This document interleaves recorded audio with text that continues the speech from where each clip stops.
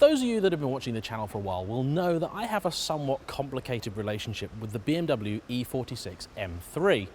I think it's an absolutely iconic performance car, and I owned one for just over a year.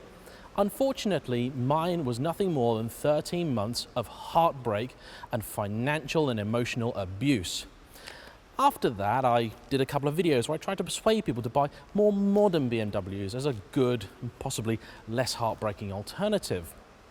And most people took that as a sign of me saying that I hate the E46 M3 when I really don't. I then did a video where I drove a very, very nice silver example, and that was a great car, but I'm still not in love with them. I don't hate them, but apparently that's what everybody took from that video. But to me, I'd done my video, I'd explained myself, and I thought that's me with the E46 done. And the final nail in the coffin for me was when my good friend Steph from Steph ABTV did a video with a CSL, BMW's own CSL, that he got to drive at Le Mans, the lucky so-and-so. And so I thought, that's great.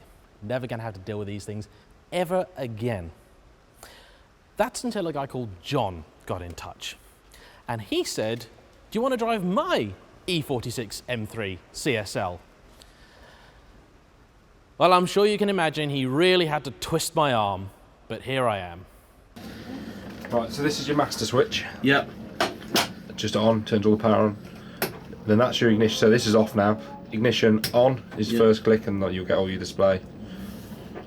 Revs are up around here, shift lights are there. Yep. Gear indicator in the middle. To start it, it's just down again. To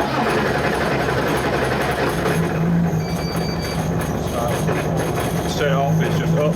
Indicators there each way if you wanted them. That's about it. When people say that something's like a race car for the road, I tend to mock them. This is why. Because a real race car is horrid.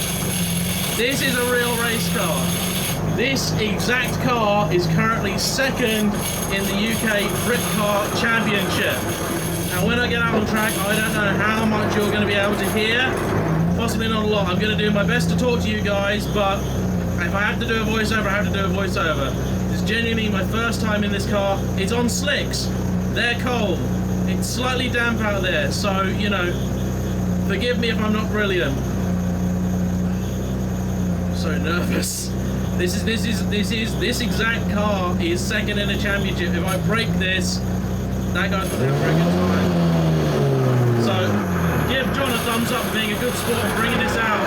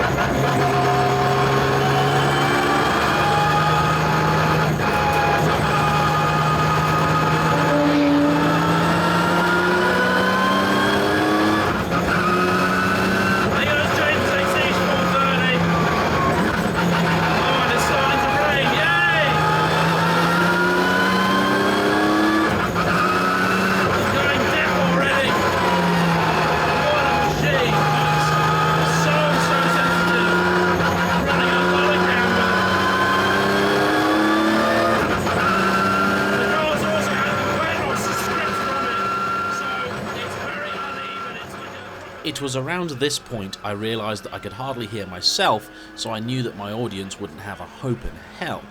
This car was a truly alien experience compared to anything I'd driven before. Running an extreme amount of camber means that the car was super keen to change direction. You just breathed on the wheel and it dropped right into the corner. The gearbox was ultra responsive, but really quite different to any road gearbox. The shifter was as meaty to use as it was to look at, and before going out, John told me that you couldn't brake it by pulling too hard, but being gentle on it wasn't a good thing. I did fall foul of the box once or twice because it quickly became clear that it only really liked working properly when under hard load. My amateur warm-up laps were not really the sort of thing that it tolerated. I've got limited experience of slicks, but I know that until they're up to temperature, they really don't work well at all. With spots of rain beginning to appear on the windscreen, I was concerned that I wouldn't be able to get the necessary heat in them. Fortunately, John had reassured me before we went out that in race conditions it'd take a real downpour before they'd consider putting wets on. So I kept pushing at the corners that I knew well and used the brakes to judge my grip levels. I could feel the car getting better and more glued down, and after a couple of laps I began to open the taps properly. A regular M3 has a variable valve system that BMW called Vanos that gives you much better low-end torque than the engine would naturally have. In this car, that system has been totally stripped away, meaning that the car behaves like a real old-school tuner car. With really hot Schrick cams in it, the car essentially has no power until about 5,000 RPM. After that, it develops about 420 horsepower at 8,200. Now this made it great for getting used to the handling without overwhelming the rear tyres, but it also made me a little bit nervous as to what the car would be like when it finally did come on cam. Fortunately, the transition was not too brutal and could be easily managed. Swallowing a few brave pills, I eventually put in a good lap or two and got into a real rhythm with the car.